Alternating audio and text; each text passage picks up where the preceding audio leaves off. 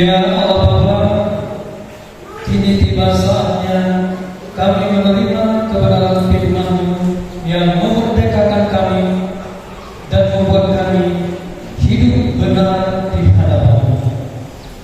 Berfirmanlah dalam nama Tuhan Yesus. Haleluya. Amin. Berdasarkan Roma pasal yang kelima, ayat yang ke-8 sampai yang ke-11, saya memberikan judul khotbah di Jumat Agung ini, makna kematian Yesus bagi kita. Makna kematian Yesus bagi kita. Makna kematian Yesus bagi kita yang pertama, saya bacakan Roma 5 ayat yang ke-8. Akan tetapi Allah menunjukkan kasih-Nya kepada kita oleh karena Kristus telah mati untuk kita ketika kita masih berdosa. Perhatikan dengan baik. Kasih Allah dinyatakan, diwujudkan di dalam kehidupan kita itu pada waktu kita ada di dalam keberdosaan kita. Pada posisi kita sedang menuju kepada kematian yang kekal. Karena apa, saudara-saudara? Firman Tuhan berkata, upah dosa adalah maut. Tetapi Allah karena kasih-Nya mengirimkan anaknya yang tunggal supaya kita yang percaya tidak binasa, tetapi beroleh kehidupan yang kekal. Inilah yang menunjukkan kepada kita Allah sungguh mengasihi kita. Kasih yang sempurna, kasih yang tidak terbatas, kasih yang begitu hebat ditunjukkannya untuk menyelamatkan kita, untuk membawa kita pindah dari alam maut ke dalam kehidupan, yaitu surga yang mulia. Yesus mati bukan untuk dirinya sendiri, tetapi untuk menyelamatkan manusia yang sedang menuju kematian yang kekal karena keberdosaan mereka. Perhatikan dengan baik. Yesus mati bukan untuk dirinya, tapi untuk dunia ini. Itu artinya saya dan setiap kita diarahkan untuk mengikuti teladan Kristus. Kita sebagai orang percaya tidak lagi hidup untuk diri kita sendiri, tetapi untuk Allah yang telah memberikan hidupnya bagi kita. Artinya, dalam kita mengikuti Yesus, kita belajar seperti yang Tuhan Yesus katakan.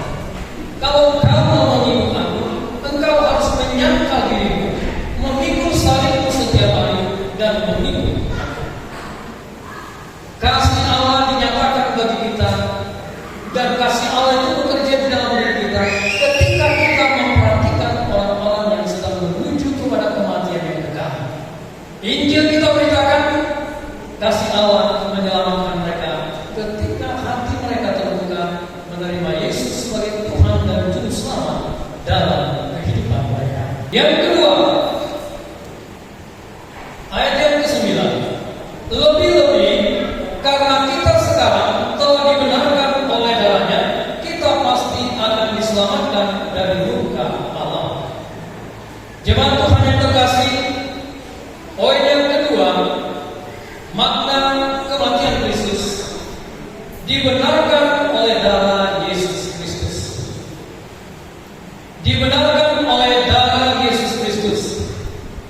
Namanya dibenarkan itu artinya kita pada posisi yang sesungguhnya kita ini adalah orang yang berdosa, orang yang sedang ada di dalam murka Allah, di dalam hukuman Allah.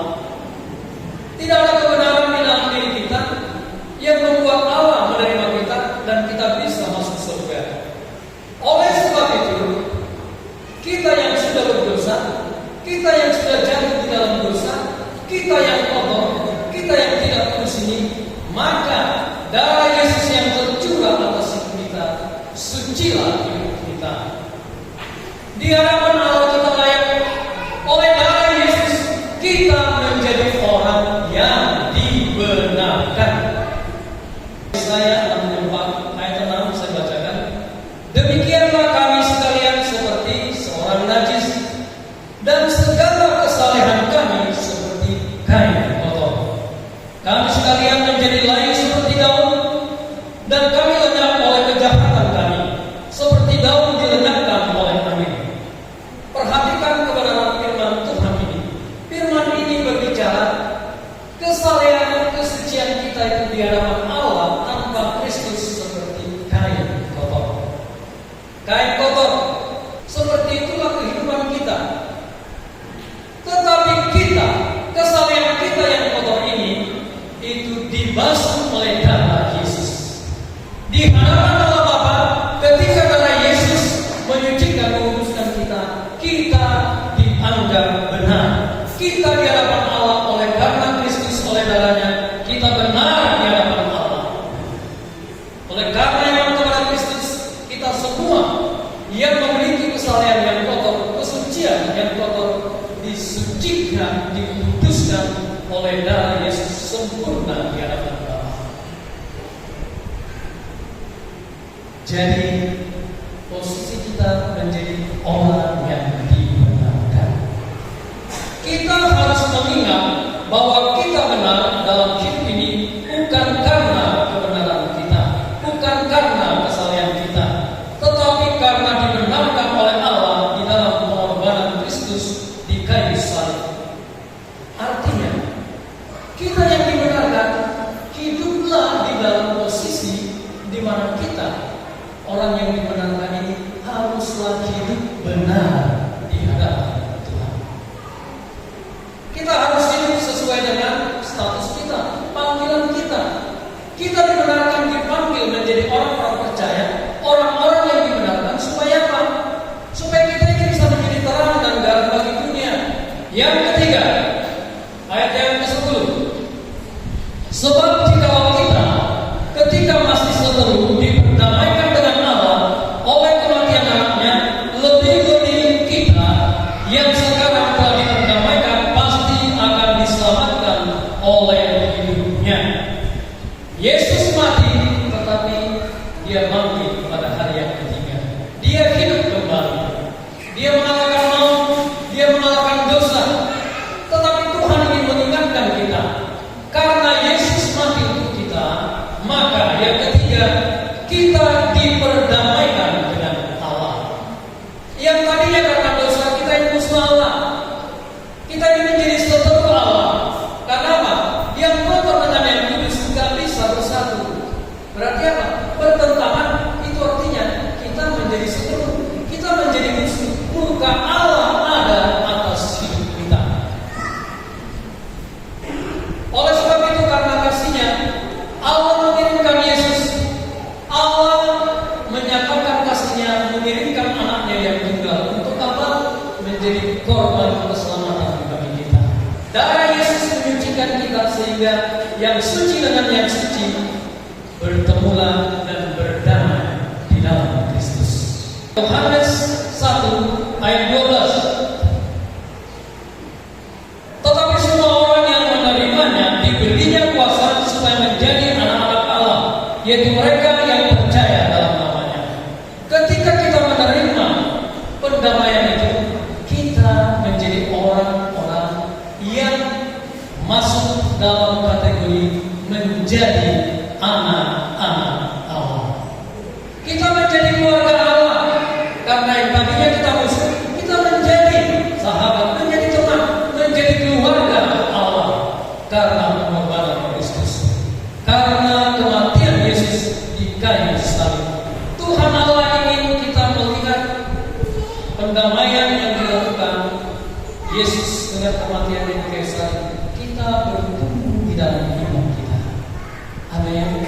Kita harus memiliki iman yang menyatakan, menguatkan di dalam diri kita, di mana kita bisa berkata, aku yang telah dibenarkan, aku yang telah didamaikan oleh Allah, dengan Allah oleh Yesus Kristus, aku memiliki kepastian hidup yang kekal.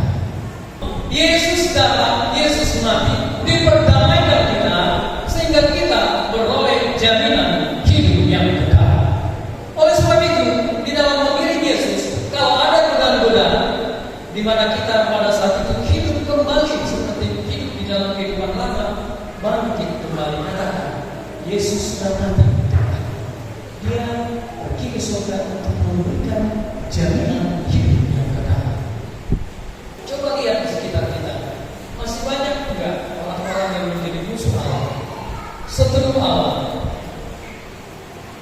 tetangga kiri kanan kita, mungkin keluarga kita sendiri. Masih ada yang menjadi musuh Allah, yang masih hidup di dalam keberdosaannya, belum ditebus, belum didamaikan dengan Allah. Oleh sebab itu, kita yang sudah diperdamaikan, sudah beroleh kepastian hidup yang kekal, maka ada kewajiban di dalam diri kita melihat orang-orang yang sedang menuju kepada kematian yang kekal. Beritakan Injil, beritakan berita perdamaian itu. Katakan, Yesus sudah mati untuk engkau. Oleh karena kasih-Nya, engkau diselamatkan. Ketika engkau percaya menerima Dia sebagai Tuhan dan Juru Selamat pribadi di dalam hidupmu. Artinya jemaat Tuhan, jangan menikmati keselamatan itu sendiri. Lihat masih banyak orang yang hidup di dalam keberdosaan. Beritakan Injil. Hanya Injil yang menjadi kekuatan, menjadi jalan untuk orang sampai kepada kehidupan yang kekal. Hanya di dalam nama Yesus, tidak ada nama lain di dunia ini, di bumi maupun di surga, yang oleh karenanya kita diselamatkan. Hanya nama Yesus, hanya pribadi itu satu-satunya jalan menuju kepada kehidupan yang kekal di surga yang mulia.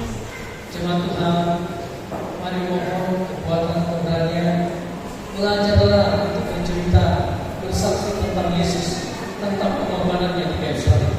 Supaya apa? Supaya kita menjadi alat yang mulia. Tuhan berkata, kamulah saksi-saksi.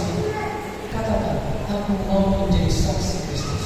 Supaya lewat hidupku, lewat pemberitaan Injil yang aku sampaikan, mereka diperdamaikan dengan Allah dan memiliki jaminan hidup kekal. Yang terakhir, ayat yang ke-11. Dan bukan hanya itu saja, kita malah berpegang dalam Allah oleh Yesus Kristus Tuhan kita, sebab oleh Dia kita telah menerima pendamaian itu. Jemaat Tuhan, poin yang keempat, berpegang dalam Allah. Berpegang itu artinya kita bangga, kita bersuka cita dalam hidup ini. Karena apa? Kita didamaikan, kita dibenarkan, kita beroleh jaminan hidup yang kekal karena pengorbanan Kristus. Bermegahlah, banggalah menjadi anak-anak Allah. Tunjukkan dalam hidup ini, aku ini anak Allah, aku ini anak-anak terang, dan hidup taat kepada firman Tuhan, kepada Kristus Yesus yang telah mati memberikan hidupnya kepadaku. Ini yang harus ada dalam hidup kita. Bagaimana jemaat Tuhan? Bagaimana kita sekarang? Adakah kerinduan itu? Adakah sikap seperti itu ada dan tinggal di dalam diri kita? Kalau kita bangga menjadi orang percaya, bangga menjadi orang Kristen, dan kita hidup sesuai dengan tampilan kita. Berkaitan dengan ini, saya membacakan Roma 5 ayat 2. Oleh Dia kita juga beroleh jalan masuk oleh iman kepada kasih karunia ini. Di dalam kasih karunia ini kita berdiri dan kita bermegang dalam harapan akan menerima kemuliaan Allah. Jemaat Tuhan yang terkasih, kematian Kristus itu membuat kita memiliki sebuah kebanggaan. Kita bermegang di dalam Allah karena Kristus. Kita diizinkan masuk di dalam hadirat Allah. Kita diizinkan untuk bersekutu dengan Allah. Tadinya kita musuh, kita menjadi anak Allah. Kita bisa bersekutu, kita bisa bercengkrama dengan Allah oleh karena darah Kristus, oleh karena pengorbanan Kristus. Kita akhirnya oleh karena Allah, kita memanggil nama Allah yang Maha Kudus dengan Bapa, seperti kita dengan Bapa kita. Kita menikmati persekutuan dengan Allah.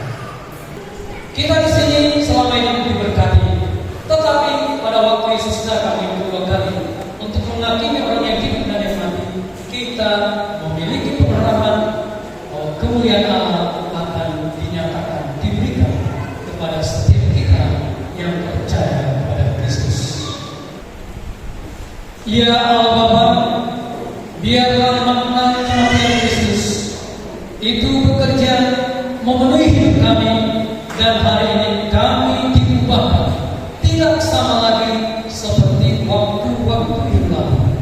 iman kami diperkuat, dan kami memiliki kepastian akan kehidupan yang kekal, dan kami membangun kehidupan persekutuan hubungan pribadi kami